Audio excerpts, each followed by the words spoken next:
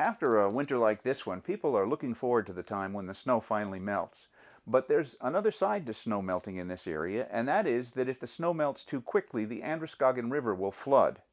I'm Phil Blampede of Today River Valley. Last year, Today River Valley did a segment about the historic great floods that have afflicted the Androscoggin River over the past several centuries. We'll have that story again after a short message from a local business. The new pizza menu at the Jolly Drayman in the Briar Inn is incomparable, with flavors and selections you won't find anywhere else, and the menu keeps changing and growing. Come by once and come by again, and again, and again. You'll never be disappointed. The Jolly Drayman Pub and the Briar Inn, Route 2, Bethel, Maine.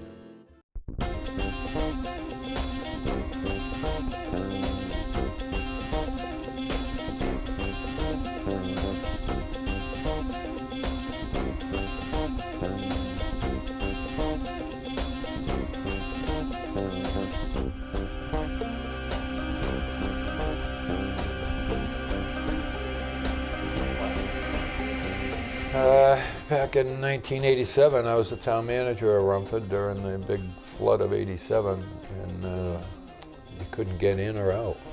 I mean, we were pretty much stuck at all the low areas. You know, several places on South Rumford Road were underwater. Right near where I live on Wyman Hill, where the South Rumford Road crosses what we call the Logan, there was at least 2 feet of water over the top of the guardrail coming down the Logan. It was 8 days of being here in the Emergency Operations Center, night and day, 24 hours a day. We had extensive, like I said, we almost $1 million worth of damages.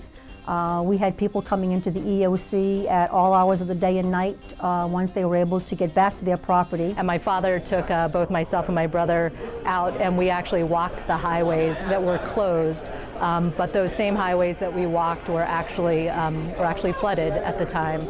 So to know even now that that I drive every day on those flooded highways back in 1983 really, to me, brings home the requirement to know that that's a possibility, as well as to prepare for that potential possibility. You can't stop the mighty Androscoggin River. The river has a mind of its own, and it's going to do what it wants to do.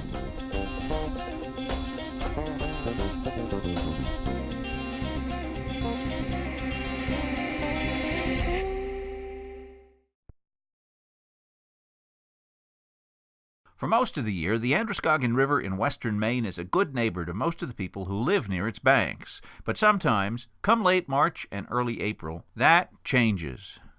Well, the characteristics of the Androscoggin Valley that make it prone to flooding are also the development around Lewiston and Auburn, and that higher development. That's in the western mountain region of Maine, so it does drain the Appalachian area of Oxford and Franklin County, which sends a lot of potential snowpack down into the valley around that development. For more than 2 centuries, people living near the Androscoggin River have had to get out of the way many times as the river overflowed its banks in the spring. In the town of Bethel, Maine, people still remember a flood in 1785, which came as an unhappy surprise to the settlers who had moved next to the river to take advantage of the fertile soil near its banks. There were no Indians here when the whites arrived, so but they had been agricultural, and they had cleared the land near the river. And when the white settlers arrived, they had all this nice land cleared, and they decided, well, let's put our farms there. Well, they found out in 1785 that it was not a good idea because we had a tremendous flood, and it took away all the houses that were on that low land, including my ancestors, Benjamin Russell. You built your farm on the riverbanks. It was an easy access to water. You built your home on the riverbanks. It was an easy access to water for recreational activities when the river was clean many, many years ago.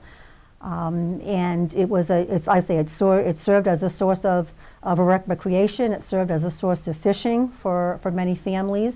And the Androscoggin River is very scenic, so it also serves as as a source of just pure serenity for someone who wants to just relax on the banks of the Androscoggin River. What might be called a fatal attraction to settle as close as possible to the banks of the Androscoggin River cost the residents of western Maine heavily as historic floods struck the area. What was probably the worst hit the area in 1936, followed by a close second in the flood of 1987. The flood of 1936 flooded many streets and buildings in Rumford, Mexico, Lewiston, Auburn, and other towns. A brass marker placed by the U.S. Geological Survey on a building at the corner of Free Street and Prospect Avenue in Rumford shows the high water mark of the 1936 flood at nearly 8 feet up the building wall. An historic photo shows what the site looked like as the waters were receding. After 36, they did a WPA project right at the where the water comes over the falls, and they built a wall, and you can still see 1938 stamped right into the side of this big granite wall, and of course we didn't know it was going to be high enough, but it was. So the water stayed off of the island, but it was a good precaution because of the history.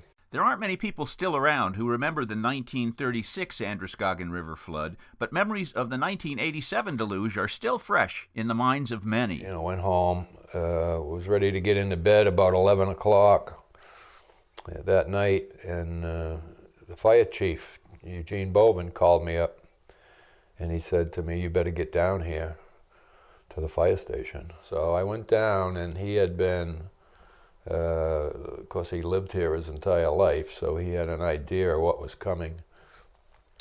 There's another rock behind the fire station on part of the Androscoggin that Gene knew about, and he swore by a certain level on that rock meant that we were in trouble, and that's from his entire life living here.